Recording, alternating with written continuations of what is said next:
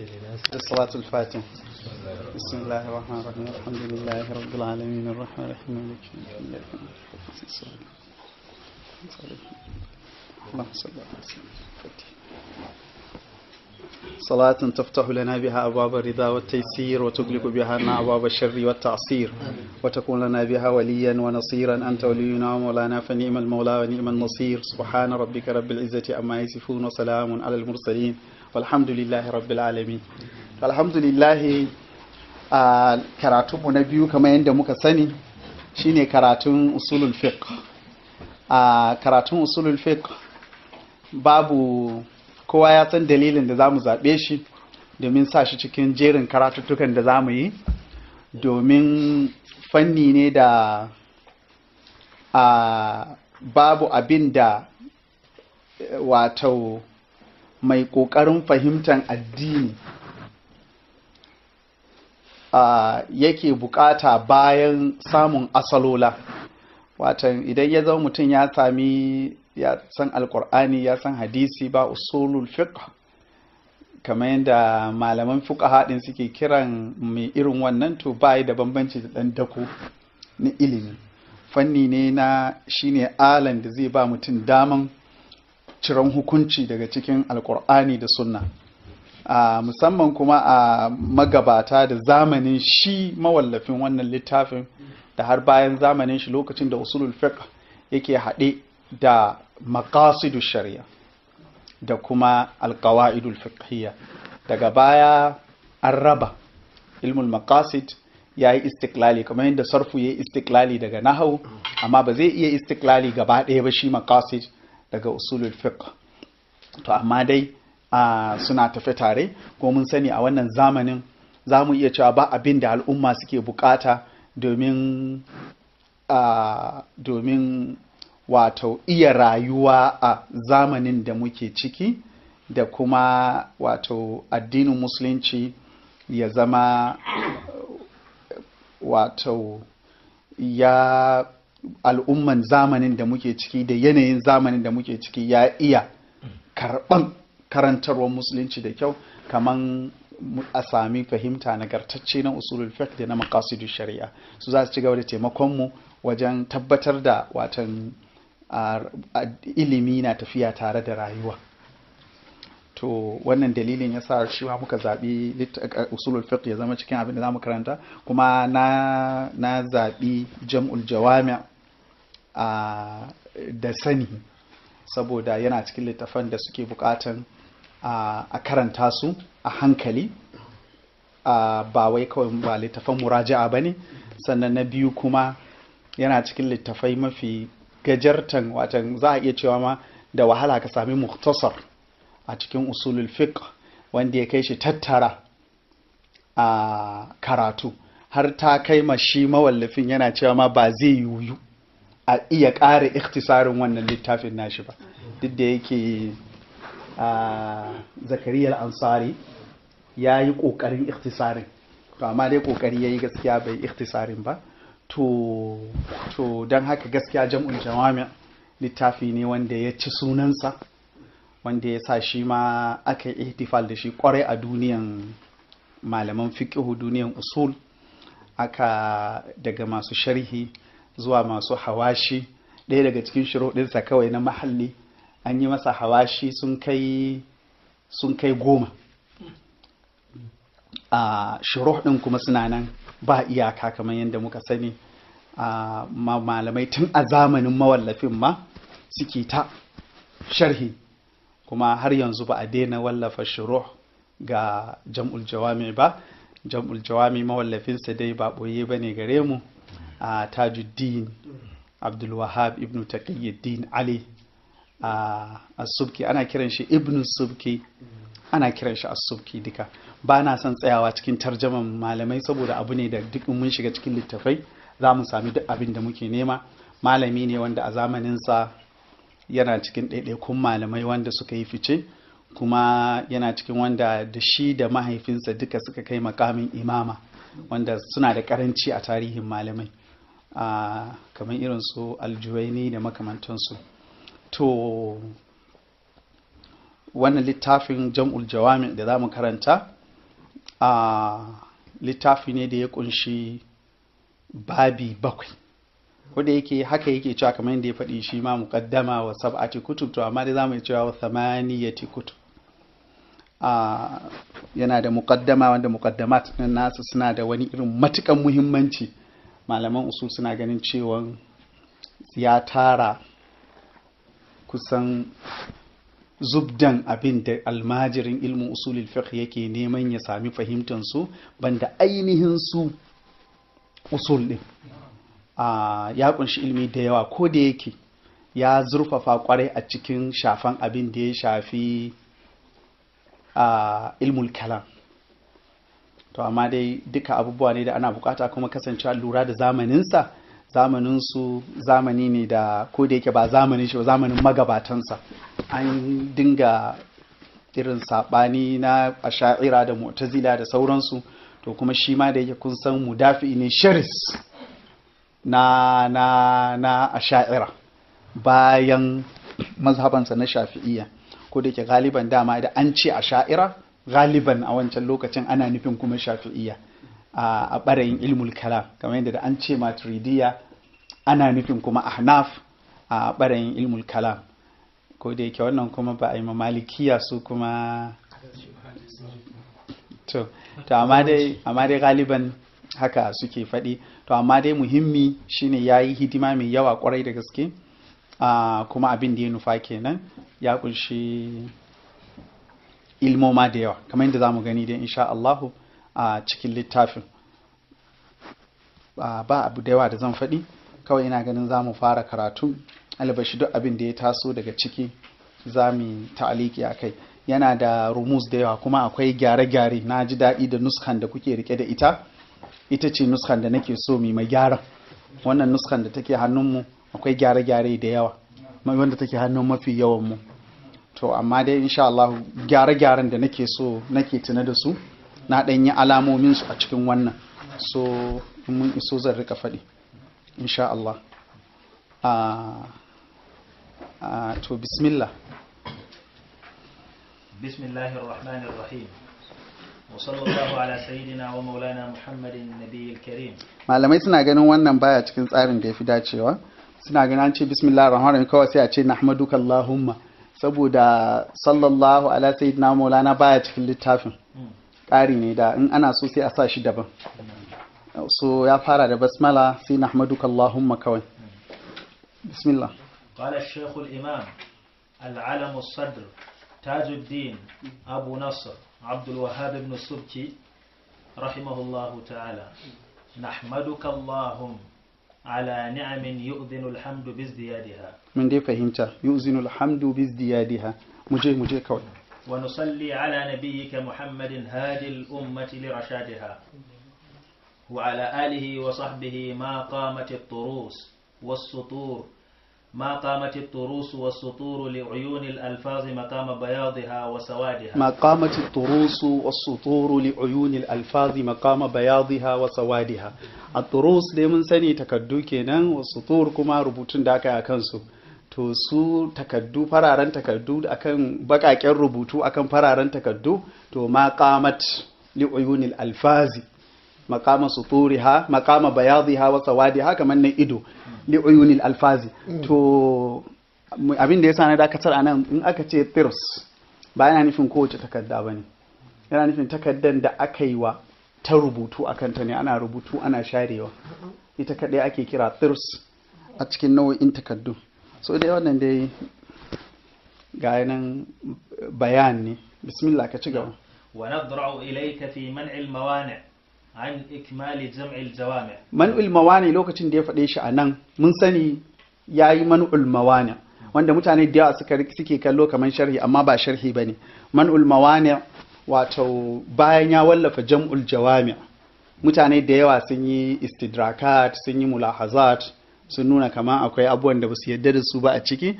To dalilin da ya sa yi man'ul mawani kenan, watan yana ba su amsa akan wannan mulahazat din nasu.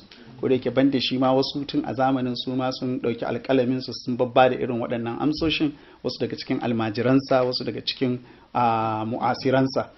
to man'ul mawani a nan lokacin da ya faɗa bai riga wallafa littafin ba, abin da yake nufi da ma'anan man'ul mawani ne, watan dalilai wanda suke sarrafar da mutum su hana shi a kammala aikin alkhairi wanda ya fara.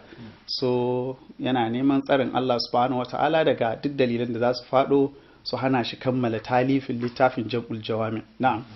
Wa nabra'u ilayka fi man'il mawani' an ikmali jam'il jawami' al'ati min fannayil usuli bil fannayil usuli yana nufin usulul din da usulul fiqh, saboda littafin ya kunshi usulul din ya kunshi usulul fiqh, kamar yadda na faɗa usulul din abubuwan da suka shafi ilmul kalam, sannan can a ƙarshe yayi ilhaqi da kitabul jami' ko a ce tasawuf wanda shi ma kaga min usulul din ya kawo shi a ƙarshe. Wasu sukan sa shi a farko, wasu kan sa shi a ƙarshe, shi ya sa a ƙarshe abin da ya shafi aqida da sauransu da kuma abin da ya shafi tasawuf a matsayinsa na tasawuf kansa ya zama ƙarshen abin da ya matsayi ya kira shi khatima.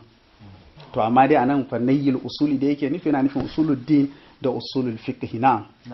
al'ati min fannayil usul bil qawa'id al qawati' al qawa'id al qawati' malamai sun mashi istidrak anan wajen, saboda usulul fiqh ba dukan sa ne qawaid ba, ko da yake da yawa daga asalolan fiqhu sukan zo a fuskan ka'ida. Kamar misali mu dauki saddu zari'a kad yakunu qa'idatan wa kad yakunu masdaran min masadir at-tashri', so yana za a iya kallon shi ta fuska biyu. To haka da yawa daga cikin asalolan usulul fiqh, amma dai kiran su qawaid anan ba lafazin da yafi dacewa bane, ba ikhtiyar da yafi dacewa. Haka kuma al-qawati' din, domin ba duk ka'idojin usulul fiqh bane qawaid. Zamu iya cewa ma qawati' din su ne marasu yawa, ko in ana nufin qat'iyyu thubut ne ko ana nufin qat'iyyu dilala ne, kowanne ake nufi dai ba su akwai dake akwai sabani. Kusan kowace ka'ida da ka sani daga cikin masadir to akwai wani wanda yake kallanta a matsayin qat'iyya daga cikin malamai. na'am. البالغ من الإحاطة بالأصلين مبلغ ذوي الجد والتشمير. to albaligi min al-ihatati bil aslaini mablaga ba mablagi ba, mablaga aka ce anan mablaga, to kaga zawi ne shi yasa na bude, amma anan an sa wazawi ko so za ku cire wawin. mablaga zawil jiddi wat tashmir aslaini kamar yadda muka ce al asl usuluddin da usulul fiqh. na'am. الوارد من زهاء 100 مصنف. alwaridi min zuha'i mi'ati musannafin, wato ya ciro da littafin daga wajen littafi 100 ya cire. To amma littafi 100 ba dole ana nufin duka na usulul fiqh ba, kamar yadda wasu muhaqqiqun suka faɗi. Ina zaton azzarkashi a cikin tashniful masami' ya yi wannan maganin saboda idan aka ce littafi 100 a lokacin babu littafi 100, duk da yake wasu kuma a cikin usulul fiqh kadai. To amma kuma wasu kuma sun tafi akan cewa usulul fiqh ba za a rasa littafi 100 ba, kuma ba dole dun mu sani ba. Amma in aka kalli littafin nashi za a ga ya kunso ilmoma mabambanta, watan ya ciro daga cikin fannonin ilmoma mabambanta. Dan haka ba dole yana nufin daga cikin usulul fiqh bane kadai wannan mi'atu musannaf din. na'am. manhalan yarwi wa yamir. wa yumir. na'am. yarwi wa yumir. yarwi yana kosarwa na sha, wa yumir yana kosarwa na ci. نعم. المحيط من ما في شرحي على المختصر والمنهاج. المحيط بما في شرحي، المحيط بزبدتي لا أقارب بزبدتي ما في شرحي. أول كون ده أنا شو أقول زبدتي؟ هناك أقول كون تو بزبدتي ده كيو تو سيكرك إجارة إنكاجي بزبدتي ما في شرحي. watan wanda yake kewaye da zubdan abin da ke cikin littafansa guda biyu. A sharhin farko raf'ul hajib ala mukhtasar ibn al-hajib. mukhtasar ibn al-hajib shine muntaha suli wal amal fi ilmai al-usuli wal jadal, wanda yake an kira shi mukhtasar saboda mukhtasar ne na al-ihkam na al-amidi. To mun dai sani dai ibn al-hajib da ayyukansa yana da muktasar guda biyu, ɗaya a furu ɗaya a usul. Wannan na usul ɗin ake nufi. to shi yayi mashi sharhi shine shaharan sharhin sa da kwasani raf'ul hajib. Sannan al-ibhaj mahaifinsa ya fara wallafawa, ya kai kitabul wajib ko babul wajib, sai shi ya karba daga nan ya karasa, shine sharhin minhaj.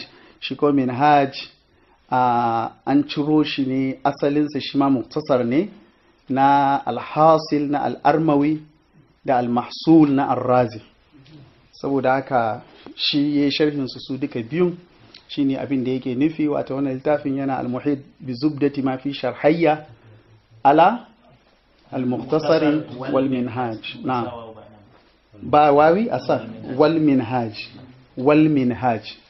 Na'am, anan akwai ba za a iya cewa ya yi sharhin muktasar ala tarikatar razi kenan, wannan ala tarikatar al'amidi. Kwarai ya yi sharhin muktasar ala tarikatar al'amidi, ya yi sharhin minhaj ala tarikatar razi. ma'a mazidin kathir ala ma fi tilkal kutub, duk da yawansu. Wannan dan kaɗan ne ganin shafi, in ka ɗauki wannan nuska za ka same shi ganin kaɗan, amma abin da ke cikin shi Allah kaɗai sani. Suraful hajib din kuma mujalladi 4 ne ko 3, ya danganta da tsawon da kake shaka. Littafai ne masu girma, amma kuma wannan abin da ke cikin shi ma a mazidin kafir yanda ya faɗi din. Na wa yanhasiru fi muqaddimatin wa kutubin sab'a. Yanhasiru fi muqaddimatin ko muqaddamatin wa kutubin sab'a. Watan ya takaito a muqaddamat, sune waɗannan da zamu ke karanta yanzu, wa kutubin sab'a, al-kitab, as-sunna, al-ijma', القياس الاستدلال التراجيح كو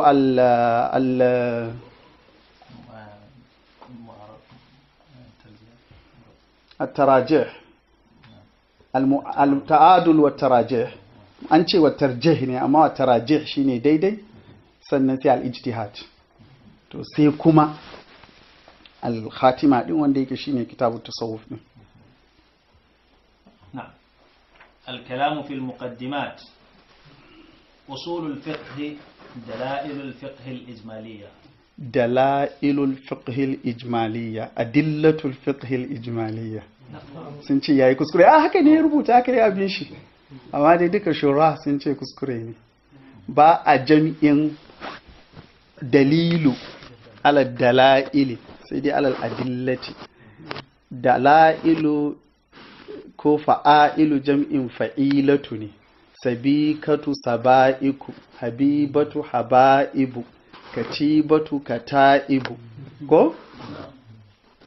Haka. So ba za a ce dala'ilu jam'in dalilu ba, sai dai adillatu. So adillatul fiqhil ijmaliyya. Adillatul fiqhil ijmaliyya bayyananne ne, watan kun dai sai kuke mutane ma bayanin shi. Watan adillal ijmaliyya, alkitab dalil ijmali, alwajib dalil ijmali, as-sunnatu dalil ijmali, ko wanda yake ba an yi tatbikin shi akan wata juz'iyya ba, watan wanda yake bada da'idoji ijmaliya na gaba ɗaya. Na wakila ma'rifatuha, watan wannan falsafa ne kawai. Wasu malamai sun sabani, kuma ni ina ganin abin da yasa kai sabanin saboda usulul fiqh shin mafhumul laqab ne ko usulul fiqh murakkab din ne.